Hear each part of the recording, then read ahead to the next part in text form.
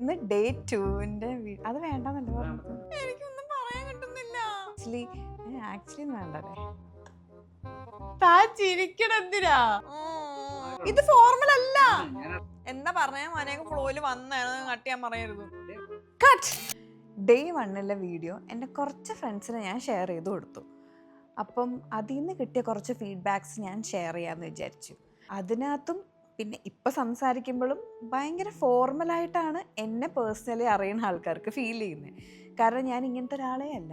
എനിക്ക് ക്യാഷ്വലായിട്ടുള്ള ആ ഒരു ഫ്ലോ, സത്യം പറഞ്ഞാൽ ആ ഒരു ഫ്ലോ വന്നിട്ടില്ല. ബിക്കോസ് നമ്മളിത് ഫസ്റ്റ് ടൈമാണ് ക്യാമറയുടെ മുമ്പിൽ പ്രസൻറ്റ് ചെയ്യുന്നത്, ക്യാമറയുടെ മുമ്പിൽ നിന്ന് സംസാരിക്കുന്നത്. അപ്പോൾ ഒബ്വിയസ്ലി നമുക്ക് ആ ഒരു ടെൻഷനല്ല, ഭയങ്കര കോൺഷ്യസ് ആവുകയാണ് ക്യാമറ നോക്കി സംസാരിക്കുമ്പോൾ. ബിക്കോസ് നമുക്കിതൊരു യൂഷ്വൽ തിങ് അല്ലല്ലോ. സോ റിയൽ ഞാനായിട്ട് സംസാരിക്കണമെങ്കിൽ ഒബ്വിയസ്ലി ഇപ്പം ഞാനെന്നല്ല, ഇപ്പോൾ കണ്ടുകൊണ്ടിരിക്കുന്ന നിങ്ങളൊരു യൂട്യൂബ് ചാനൽ സ്റ്റാർട്ട് ചെയ്യുന്നത്, യൂട്യൂബ് ചാനൽ എന്നല്ല എന്ത് കോണ്ടൻറ്റ് സ്റ്റാർട്ട് ചെയ്യുന്നതാണെങ്കിൽ പോലും ഒബ്വിയസ്ലി നമുക്ക് ആ ഒരു കോൺഷ്യസ്നെസ് വരും. അത് ഇറ്റ്സ് നോർമൽ, നമുക്കതൊന്നും ചെയ്യാൻ പറ്റില്ല. സോ അത് പൊയ്ക്കോട്ടെ, വന്നോട്ടെ, കുഴപ്പമില്ല. നമ്മളിപ്പോൾ ഒരു ലക്ഷക്കണക്കിന് ആൾക്കാർ കാണുന്ന വീഡിയോ ആണ് എന്ന് വിചാരിക്കാതിരുന്നാൽ മതി. നമ്മുടെ കുറച്ച് ഫ്രണ്ട്സിന് കാണിക്കാൻ വേണ്ടിയിട്ടും നമ്മൾ സെൽഫ് ഇമ്പ്രൂവ് ചെയ്യാൻ വേണ്ടിയിട്ടും നമ്മൾ കുറച്ച് വീഡിയോസ് ചെയ്യുന്നു, അത്രയേ ഉള്ളൂ. അപ്പം ഞാൻ ആക്ച്വലി ഈ പറയുന്ന പോലെ ഭയങ്കര ടെൻസ്ഡ് ആയിരുന്നു. എനിക്ക് ക്യാമറയുടെ മുമ്പിൽ വരാൻ ഭയങ്കര പേടിയാണ്, എൻ്റെ സംസാരം ഭയങ്കര ബോറാണ് എന്നൊക്കെ പേഴ്സണലി എനിക്ക് ഭയങ്കര ഒരു ബുദ്ധിമുട്ടുള്ള കാര്യമായിരുന്നു. പിന്നെ ഞാൻ തന്നെ ആലോചിച്ചു, ഇപ്പം എനിക്കൊരു ഗോളുണ്ട്. ഇപ്പം നിങ്ങളാണെങ്കിലും ഒരു യൂട്യൂബ് ചാനൽ സ്റ്റാർട്ട് ചെയ്യുമ്പോൾ ഒബ്വിയസ്ലി ഒരു ഗോളുണ്ടാവും. എനിക്കൊരു ഗോളുണ്ട്. അപ്പോൾ ആ ഗോളിലേക്ക് എത്തിച്ചേരണമെങ്കിൽ ഒബ്വിയസ്ലി നമുക്ക് പബ്ലിക് സ്പീക്കിംഗ് അല്ലെങ്കിൽ നാലാളുടെ മുമ്പിൽ നിന്ന് സംസാരിക്കുക, അല്ലെങ്കിൽ നമ്മൾ സംസാരിക്കുമ്പോൾ ഒരാൾ ക്യാമറ കൊണ്ടു നിൽക്കും, നമ്മൾ കോൺഷ്യസ് ആവാൻ പാടില്ല. അപ്പോൾ അത് മാറ്റാൻ വേണ്ടിയിട്ടാണ് ഞാൻ ഇങ്ങനെ വീഡിയോസ് ഇറക്കാം, എന്തെങ്കിലുമൊക്കെ വീഡിയോസ് ചെയ്യാമെന്ന് വിചാരിക്കുന്നത്. അപ്പം എന്നിട്ടെന്താ പറയുക, കോൺഷ്യസ് ആവാതെ സംസാരിക്കാൻ ശ്രമിക്കുന്നുണ്ട്. എൻ്റെ നല്ല ഫ്രണ്ട്സ് ആയതുകൊണ്ട്